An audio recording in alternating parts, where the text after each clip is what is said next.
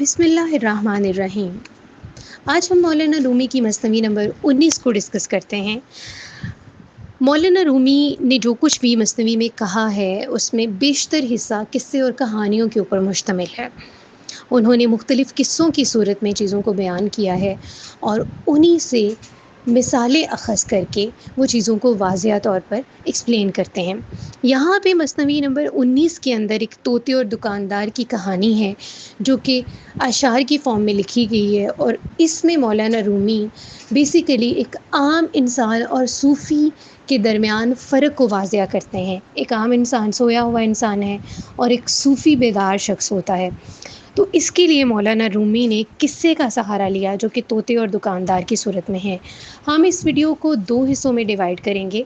पहले वाले हिस्से के अंदर हम मौलाना रूमी के दुकानदार और तोते के इस किस्से को डिस्कस करेंगे, और अगले वाले वीडियो के हिस्से में हम देखेंगे कि क्या रिलेटेबिलिटी इस किस्से की एक सूफ़ी और आम इंसान के साथ है।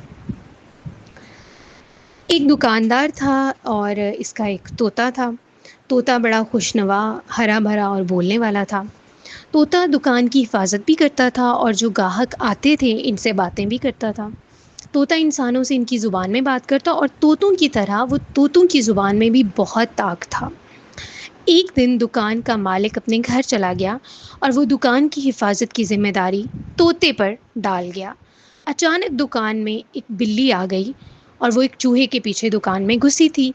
तोते को अपनी जान के लाले पड़े तो वो दुकान में उड़ने लगा, जिससे दुकान में मौजूद तेल की बोतलें उलट गईं और सारा तेल गिर गया। दुकान का मालिक घर से वापस आया और खुशी खुशी अपनी नशिस्त पर बैठ गया, लेकिन जब दुकान को तेल में लथड़ा हुआ देखा और अपने कपड़े भी तेल से भरे हुए देखे तो इसको तोते पर बहुत गुस्सा आया। उसने तोते को इतना मारा कि वो तोता गंजा हो गया। मार खाकर तोते ने कुछ दिन तक तो बोलना ही बंद कर दिया। दुकानदार बहुत पछताने लगा। दुकानदार कभी अपनी दाढ़ी को नोचता, कभी पछताता और कहता कि मेरी खुशी का सूरज तो कहीं बादलों में ही गुम हो गया है। मेरे हाथ क्यों ना टूटे जब मैं इस तोते को मार रहा था। उसने हर दरवेश को हदिये पेश किए कि किसी तरीके से वो इसकी मदद करें कि तोता बोल उठे, लेकिन नहीं। इस वाक़े के 3 दिन बाद वो मायूस होकर अपनी दुकान पर बैठा था कि अनोखी अनोखी चीज़ें अपने तोते और परिंदे को दिखा रहा था कि शायद वो दोबारा बोल पड़े, लेकिन तोता था कि उसको चुप ही साध गई। इत्तेफाकन एक फ़कीर का वहाँ से गुज़र हुआ जिसका सर किसी थाल की तरह बिल्कुल सफ़ेद और गंजा था। वो फ़कीर जैसे ही दुकान के अंदर आया तो परिंदा फ़ौरन से बोल उठा। इसने अक्लमंदों की तरह उससे पूछा, ए गंजे, तू गंजों में कैसे शामिल हुआ? शायद तूने भी किसी शीशी से तेल गिराया होगा।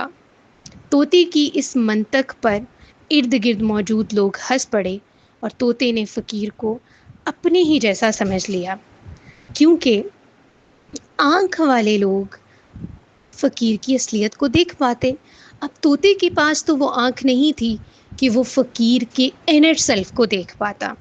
इसी तरह लोग भी नबियों के साथ, वलियों के साथ हमसरी का दावा करते हैं, उनके लेवल का दावा करते हैं कि हम इनके बराबर हैं, लेकिन ऐसा नहीं है। एक आम इंसान और एक सूफ़ी बराबर नहीं हो सकता, जिस तरह एक गंजा और तोता बराबर नहीं हो सकते। इसकी फ़र्दर एक्सप्लेनेशन हम अगली वीडियो के अंदर डिस्कस करते हैं। Thank you.